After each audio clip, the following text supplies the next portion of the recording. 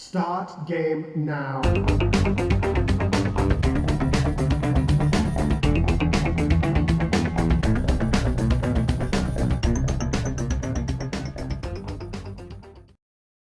Welcome, retro fans, to another edition of the Nose for Gamer Edit. Commander's got a scarf on because today we're going to hit the slopes in Winter Games for your Atari 7800, a super game cartridge. I like this Epyx style box art. I like the black background with the neon outlines and the silhouettes. Dude looks totally happy with his sport goggles and snowflake medallion. I guess he built the best snowman of everybody. There is one error. There's a figure skater on the box, but there is no figure skating in this game. But oh well, let's go ahead and pop this in our Atari 7800 Pro system and see if it medals or not. Let's go to the game. Winter Games for the Atari 7800 came out from Atari in 1987, and it's based on the 1984 Commodore 64 computer game by Epyx. Winter Games is a Winter Olympic style game for 1 to 8 players alternating, and you can share a single joystick, so up to 8 players can play with one joystick. It's time for the Winter Games, and it's up to you to represent your country and go for the gold. While the original C64 version had 7 events, this version only has 4. Biathlon, speed skating, ski jump, and bobsled. Winter Games also gives you the ability to either take part in one event or all the events, or customize it to whatever you want to play. You can also enter your name and select a country to represent, including the country of Atari, which I hear is very lovely this time of year. Biathlon combines cross-country skiing with shooting, so basically it's like a training game for an Antarctic drive-by. In the cross-country part, you move the joystick from left to right repeatedly to build a rhythm. Now, unlike track and field, which you want to go as fast as you can, this game is more about building up a rhythm, starting kind of slow and slowly building it up. When you're going downhill, you can also press down to push off with both of your ski poles. When in the shooting section, there's a little crosshair that starts above the target, scrolls down, and once it gets down, it goes back to the top and starts over again and keeps repeating until you shoot. Now, first you have to load the gun by pushing down and up on your joystick, and then you press the button to shoot, but you want to be careful because if you miss the target, you will get 5 seconds added to your time, and this event is all about getting the quickest time as possible. Also, your heartbeat affects the crosshair.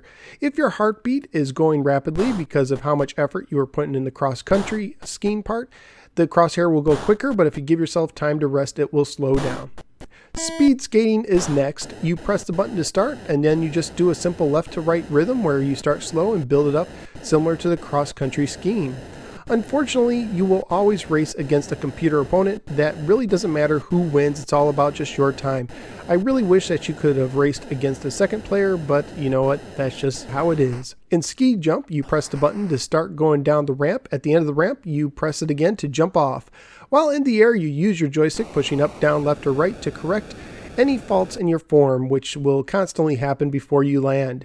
And once you land, you will get a score if you landed successfully based on how far you went and how well you did in correcting your form.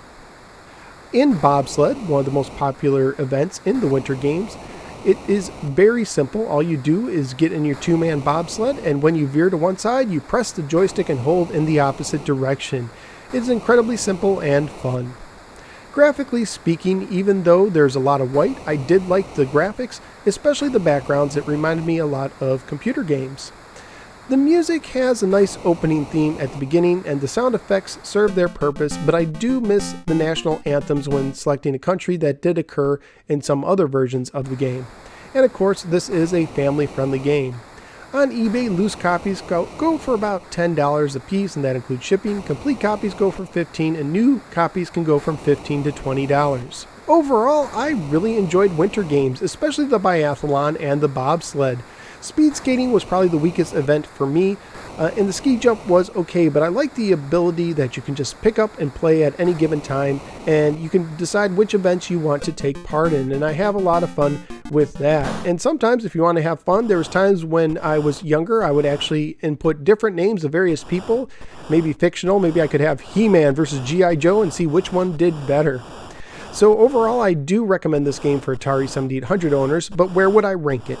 Well, I'm going to look in kind of the top half of my charts right now, and I'm looking specifically at my number 3 game, which is one-on-one basketball, another sport title.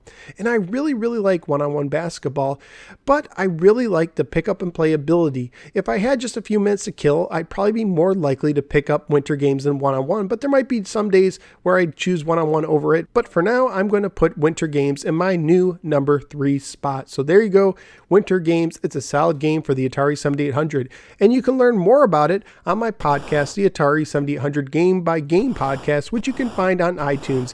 This was covered along with the game hat trick in episode 3. Thank you guys for giving me a little part of your day. If you enjoyed this video, please click the like and subscribe button. You can also follow me on Facebook or Twitter. Go to either one, search for the Nosware Gamer.